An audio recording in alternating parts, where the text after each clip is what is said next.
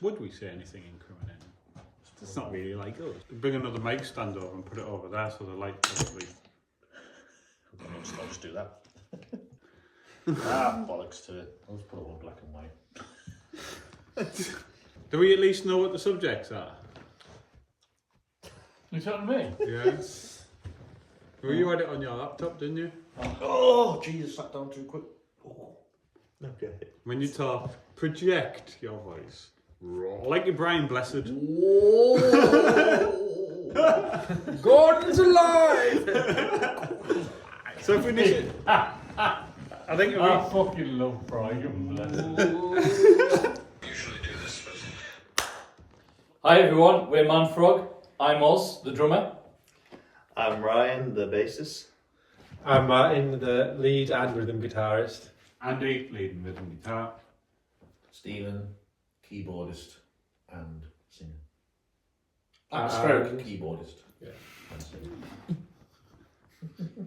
So, how we got into the band? Started with me and Steve, really. Yeah. Previous bands together, and then wanted to do something a bit different. But there was only the two of us at the time.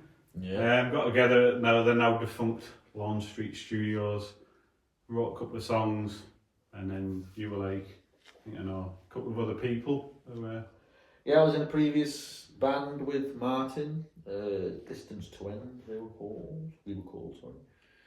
And I think we initially had a song, didn't we, that we took over from Distance, which was Drown.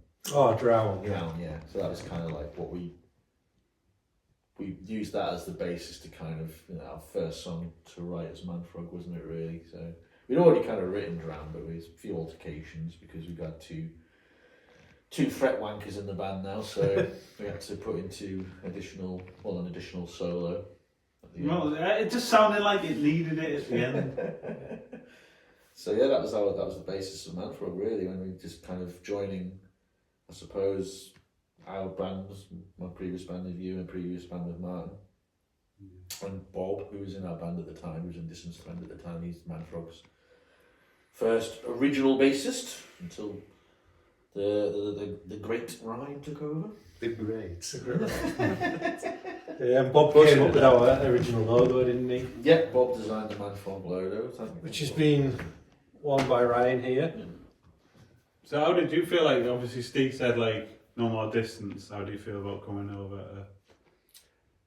Yeah, I mean, I trusted Steve's judgment, and I'd seen you play with Steve in God's Own Prototype, and I think I had one or two of your CDs as well. So I think the only concern for me was obviously working with people I didn't know. But Steve said we'd get on well, and he was right. So Yeah. It's one of the few times you've been right to see it. So you sucked two off first. Do what? You sucked two off first. Well, I'm never one to be too far away. yeah, so it worked out well because I think, as you probably hear on the music, mine and Andy's guitar styles are different, but they're complementary. Yeah, do. And I think our approach to music and songwriting is the same. It's like we play stuff for the song, don't we? And yeah, it's worked together. Right, but obviously we didn't have a drummer, did we? So No. and drummers are like hen's teeth, especially drummers that want to be in a prog band where you're not really going to get any chicks. Well, we weren't kind of. We hadn't decided at that point. We weren't. Prog, we were just doing. I mean, like, Drown's more of a grunge song, isn't it? It's more of a rock song, so. I think the direction kind of like naturally went towards prog, didn't it? So Although both our previous bands had little bits of prog in them. Like this one, it kind of everything we wrote went that way, didn't it? I think a lot of that's got to do though with obviously you and Andy being two really good guitarists. So then you'd have to go to prog because you both want your moment. So you have to make the songs longer to fit them in. Yeah, longer songs so they can get their little fret wax in. So I put a thing out on Facebook, didn't I, about like there's any drummers out there, and it was a bit tumbleweedish for a while, but we caught one. We got a bite. Yeah, bye. Because I think it did scare people off when you mentioned the word prog. Because prog influenced, and there was a few others. I think I mentioned Guns N' Roses and that in there. Yeah. I kind of like when you said that there, we got a bite. I kind of like look at us as when we first caught him, he was like a stickleback. But now he's grown into a nice rainbow trout. Yeah. You got me at a vulnerable moment. If going round to someone's house and you've never met them before, it could be anything. It could have been the next Joseph Fritzl. He could have been the Joseph Fritzl of Thornaby for all that. He is. I mean, thankfully I got out alive, and he doesn't have a basement, so that was pretty good. And his neighbours. He's been working on it though. Neighbours are dead. Closing it. Digging in the the hidden basement. during COVID. Forbidden cupboard of mystery. So, Oz, talk us through your experience. Oh, well, I was going through a midlife crisis, so decided to buy myself a drum kit. And after playing along with the radio for a few months and having a tinker on, I saw an advert on Facebook that you put on, and you were basically just looking for someone to jam with, I think, in the ad. And you'd asked for anyone who was interested in some various bands, and I could tick a few off that list.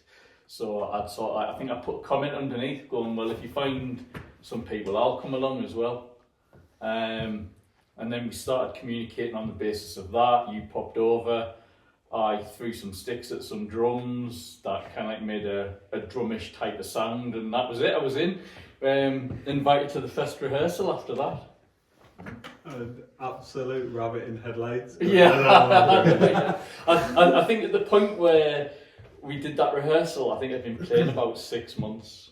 So it was really ropey. In fact, to be fair, it's more a reflection on you guys that you accepted me than anything else. The thing is, when you're desperate, you take the only girl in the room. Don't you? If she's the only one who's going to put out, well, you have to accept that. Don't you? And you did say the word low-hanging fruit. Yeah. I don't know if you've done about it. I was wearing shorts that day, that's what it Oh, was. was it? And then put out a couple of ads for bassists, didn't we? And we got some right characters in people who just, right, here's the songs to learn, turn up, nah, didn't learn them, I'll play it in whatever key, feel like. One guy you described as Les Dawson on bass.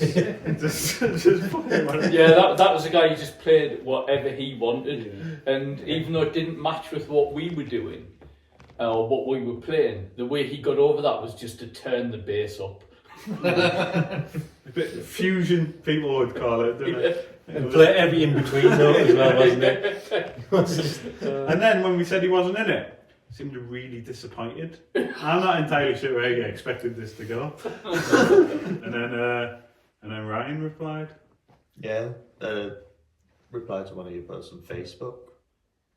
I can't remember exactly what I said. I just said, hey, can I try? Come down. So I met you in the pub, didn't I? Yeah. Again, like just meeting people. I'm not that type of person. I don't just go out and meet random people in pubs and in their houses and stuff. Had you listened to? We had some songs, didn't we, at the time? We did, but then yeah. Was it Revolution? Wasn't it? That was. We had Drown, Revolution, and Rise, and we were just about to release Ragnar. So I gave Ryan a copy of that. I did listen to them before meeting you at the pub, and I think I also started practicing them before that as well. So you're already ahead of just about everybody else who was done. Yeah. Did any song jump out at you? From whatever, good or bad, Yeah. doesn't matter. You're in the band now, so you don't have to laugh. It's like when you're married to someone, you go, I actually went after your mate instead. It's not like the people that wrote them are here. You won't upset anyone. Well, I think one of the first songs I listened to and caught my attention was Drown. And I was like, oh, I like this. Really? But no, we don't think that. Yeah. And Rise, I'd love to hear that dual guitar solo in the flesh a lot more. I think we would as well, wouldn't we? Both of us could remember it as. I don't think we played it right since we got it. Well, I do remember like Drown was the first one I learned, and then I think I just went off release. So then I went to Revolution Lost. And then the other one. Right. don't really play anymore. No, we don't play that. You came into the band as we were kind of finding what I would describe as our like sound and direction. Yeah. So I think we'd kind of moved away from that to the more modern prog stuff and the complex So arrangements. just as Ryan was joining, we were Ragnar was our first venture into. Is this something that we could pursue as like more? 12-minute epic, which took me 2 years to teach everybody, and then Bob left. I mean, I suppose. And then I learned it in like what? Couple of months. Couple months or so. And then I changed basis a few months after. If we looked at like the first 2 tracks that we did, if we look at, let's say, Drown and Rise, I reckon like if we were to look back at a discography, that I would say that them 2 would have probably been on an EP. Oh yeah. And that was the basis of ManFrog. That was like our first 2 tracks, and that's where we didn't really kind of know what direction we were going. We were just writing songs. We were just trying to find our feet as a band, and then Revolution Lost was the start of that progression. I think that was the start of us. Because it was the first longish one that we did, wasn't it? Yeah. Well, and then even then we like went through a few iterations of it, didn't we? It was like, Was that a previous song? we worked on something. Was that with Gods? With Gods, yeah. It's like Age of Silence. We've done something with that. Age of Silence. Oh yes, let's play that. Which a lot of people won't know because we haven't recorded that one, and probably never will.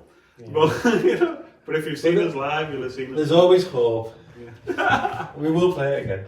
Well, I think if we were to re-record, say, Revolution, it would be sound different now, I think. Yeah. Oh, it's totally although it was like different. the beginning of our sound, our sound. I sing it differently. Yeah, I think we'd change it. It wouldn't be as like basic, would it now? No, So I mean, that's kind of there's lots of change on it. I mean, there's been tweaks to the melody, the underlying rhythm's been changed. My atmospheric keyboard. Yeah, it's. I mean, no, that's Changed changing. from one event to the other. That's the thing that makes it really. I've heard that if your atmospheric keyboard isn't present, ManFrog, people don't get the experience. No, don't get the full. Is that a ManFrog. refund, people? Although I do suspect it's you we heard it from.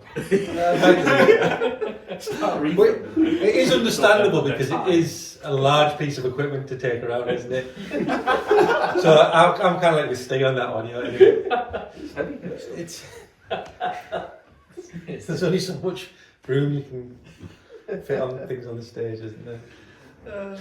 But yeah, I think Revolution. It's a song that's grown with the band as well, hasn't it? Yeah, because we stopped playing it for a while bit, didn't we? And then we kind of realised it was a good song. And it was quite popular. It is our most popular song on Spotify and stuff. I mean, I'm not sure how it does on other platforms because it's difficult to check. But Spotify, it's nearly 2,000 streams, which compared to some people is probably not a lot, but for a little prog band in Teesside, it's quite Part-time prog band. We are pretty much a part-time band. Yeah, we try and get things done when we can. I'd say we've all got jobs.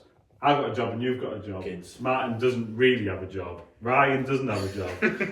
And Oz has made his own job. I think with Revolution as well, one of the things about Revolution is the lyrics seem to like resonate with people, don't they? And when was it you did it? Was it about 7-8 years ago? I wrote it. Yeah, easy. And although the context changed, it That's still the thing. fits, doesn't it, with I everything? think that's the thing of any political kind of song that you write because time doesn't fucking change and we don't change as people. Like I was watching, me and Jane were watching This Is England the other night, and I was like, that's what based 1982, and like there's that speech that Combo does, that character Combo does, and it's just like with everything that's kind of been going on, it's like fucking hell, if not advanced at all, if we like politically any song you write, it will still be valid in like 30 years time, 35 years time. And the Stone Roses are still shit. Oh, there'll be loads of reactions. We'll be Thumbs down for that one.